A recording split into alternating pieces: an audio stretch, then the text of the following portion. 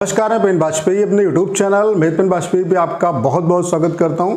जैसा कि आपको पता है कि एसएससी सीजीएल 2023 की आंसर की आपकी आ चुकी है। आप सभी ने अपने जो मार्क्स हैं वो चेक कर लिए होंगे और आंसर की आने के बाद मार्क्स में काफ़ी बदलाव देखने को मिला है। इस चीज़ को आपने भी फील किया होगा कि मार्क्स जो हैं वो स्टूडेंट के घट गए।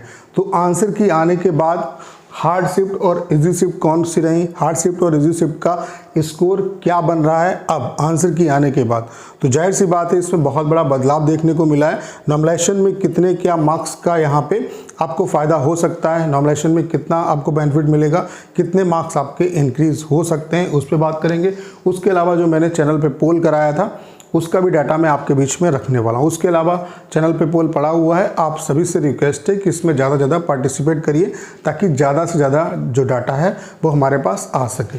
तो चलिए स्टार्ट करते हैं। सबसे पहले मैं आपको बता देता हूँ कि जो हार्ड शिफ्ट है और जो इजी शिफ्ट आपकी है वो कौन कौन सी रही। अगर हम हार्ड शिफ्ट की बात करें तो आपकी जो 26 जुलाई की शिफ्ट जो फर्स्ट शिफ्ट थी वो सबसे हार्ड शिफ्ट रही, जिसमें जो एवरेज स्कोर है स्टूडेंट का वो 105 बनना है। इसमें आपने देखा होगा कि आंसर के आने से पहले यहाँ पे जो हार्ड शिफ्ट थी उसमें 126 के आसपास स्कोर आपका लाई कर रहा था, जो आपका कितना हो गया घट के 105 रह गया आपका। ठीक है, अगर हम इजी शिफ्ट की बात करें तो इजी शिफ्ट कौन सी रही आपकी 18 जुलाई की जो सेकेंड शिफ्ट थी वो सबसे इजी शिफ्ट रही। यहाँ पे जो स्कोर बन रहा है स्टूडेंट का वो 128 बन रहा है, जो कि स्कोर कितना बन रहा था नॉर्मलाइज मतलब आंसर की से पहले 140 से ऊपर आपका स्कोर बन रहा था। ठीक है, मतलब अभी का जो डाटा है उसके बेसिस पे मैं ये सारी चीज़ें आपको बता रहा हूँ। ये कुछ एस्पिरेंट का जो डाटा हमारे पास आया है उसके बेसिस पे मैं सारी चीज़ें आपको बता रहा हूँ। जैसे क्या होता है कि एक दो दिन के बाद जब ढेर सारे जो बच्चे हैं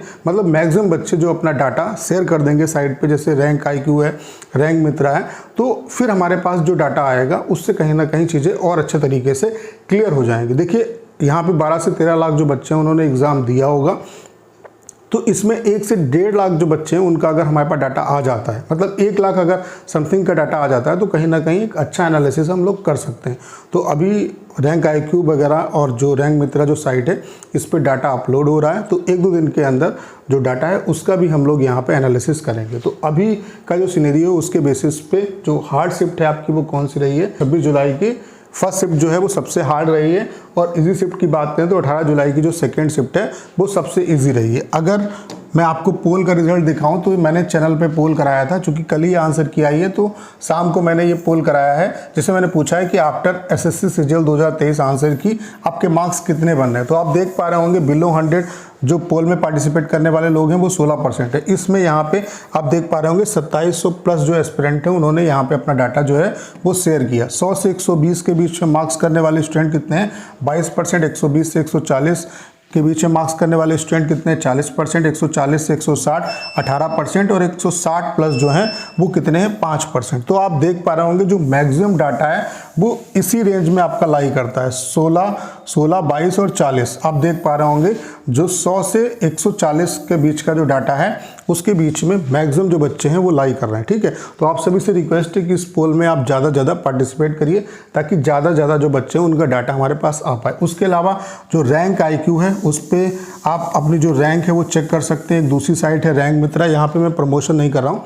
इससे क्या है कि यहाँ से रैंक चेक करने से फ़ायदा क्या होगा, जब मैक्सिमम बच्चों का यहाँ पे डाटा आता है तो वहाँ से हमें ये चीज़ें समझ में आती है कि कितने मार्क्स पे कितनी रैंक बन रही है। और चूंकि 12 से 13 लाख जो बच्चे हैं उन्होंने एग्ज़ाम दिया होगा, तो इसमें 1 लाख अगर बच्चों का डाटा हमारे पास आ जाता है तो यहाँ से सही जो एनालिसिस है वो हम लोग कर सकते हैं। तो 1-2 दिन के अंदर जब डाटा हमारे पास मैक्सिमम बच्चों का डाटा आ जाएगा, देखिए जिसके मार्क्स ठीक ठाक होते हैं वही चेक करते हैं, बाकी लोग चेक नहीं करते हैं। आपको ही पता है कि जो कंपटीशन है वो 1 से 1.5 लाख बच्चों के बीच में है, तो मैक्सिमम जो डाटा है वो 1-2 दिन के अंदर हमारे पास आ जाएगा, और जब डाटा आएगा तो उसके बेसिस पे हम लोग यहाँ पे एनालिसिस करेंगे। तो अभी ये चीज़ें और भी चेंज हो सकती हैं, क्योंकि अभी जो डाटा हमारे पास आया उसके बेसिस पे मैं सारी चीज़ें आपको बता रहा हूँ। ठीक है, तो नॉर्मलाइजेशन की अगर हम बात करें कि नॉर्मलाइजेशन में कितना क्या फ़ायदा मिलेगा, तो आप देख सकते हैं कि यहाँ पे 23 मार्क्स का जो डिफरेंस है वो अभी बन रहा है इजी शिफ्ट और हार्ड शिफ्ट के बीच में। यानी कि और अभी क्या है कि अभी के बेसिस पे ये डाटा है, ठीक है। अभी इसमें और भी चेंजेस होंगे,